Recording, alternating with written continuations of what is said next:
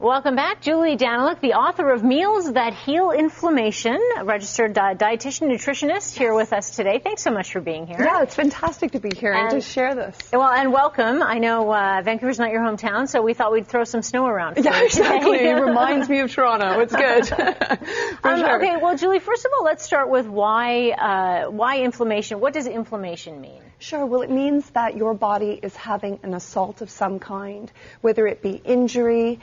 We've got wonderful foods that heal inflammation from injury, whether it be irritations from different allergies that you come in contact with. Maybe it's an infection that you come across.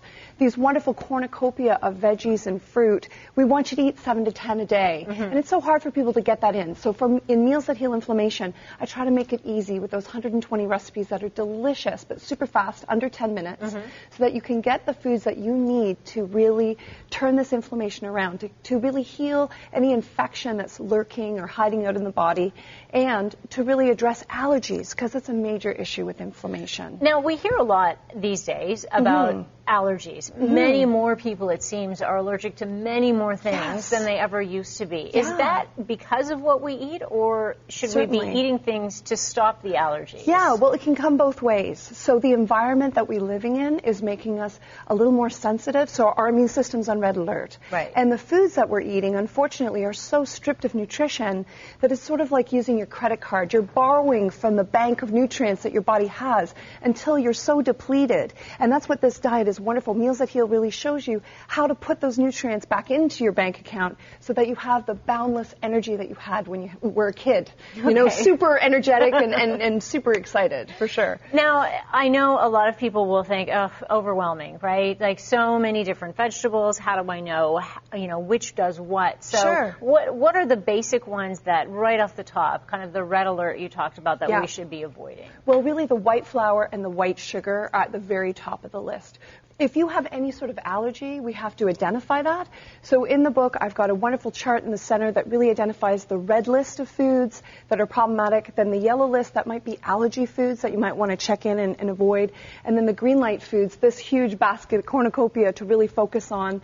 And that makes it much easier. With an 8-week elimination, we can really check in and journal and learn how to get intuitive about what we're eating so that we can really feel out what's good for us. There's 7 billion diets for 7 billion people, right? So you got to check out what feels good in your body. Exactly. Yeah. Well, we hear a lot, too, about superfoods. Yes. So, but the superfoods always seem to be changing. Sure, because there's so many superfoods. First it's pomegranates, then it's blueberries. Yeah. Now, Yeah, exactly. Well, I've got my favorite, probably maca, which is a root vegetable from Peru that gives us tons of energy, has all our B vitamins and minerals that regenerate us that we were talking about. So I love to have that on my gluten-free quinoa porridge with my other superfood, the hemp seeds. Right. Hemp seeds are packed full of our fiber and our protein, and our other superfood, our blueberries. These are stress busting. I know with your job, it's so stressful that we want to have lots of cortisol-reducing foods like blueberries, for sure. And I really want to let people know that at my book signing, which is just coming up here at the Metro Town chapters, I'm going to give away organic apples to everyone who visits, which will be really fun, organic ambrosia apples.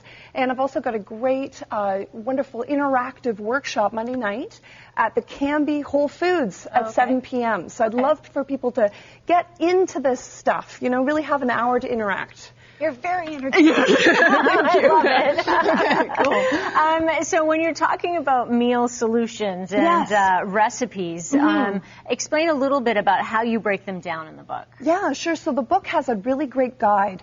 I actually created symbols for every single potential issue with inflammation. So we can now see if the food is low glycemic, so it's good for diabetics, if the food has any potential allergy, whether it be a nut or wheat or dairy, we know that that's a safe food. Now, the whole book is gluten-free, dairy-free, wheat-free. I know the Wheat Belly is a real big book right now, and this is a great follow-up book, a great resolution book, because it helps us stay on track and gives you that loving support that people need. There's a great emotional healing chapter. A lot of people have a hard time eating this way because they can't let go of their favorites. And I've been there. No judgment, right? Like, I know how hard it is. So this is a way to really feel supported, for sure. Okay, what is the biggest stumbling block do you find with people when they decide they're going to take on a new diet like this? Sure. Finding the resources. So it's so great that now there's enough natural food stores, like it's an explosion out there.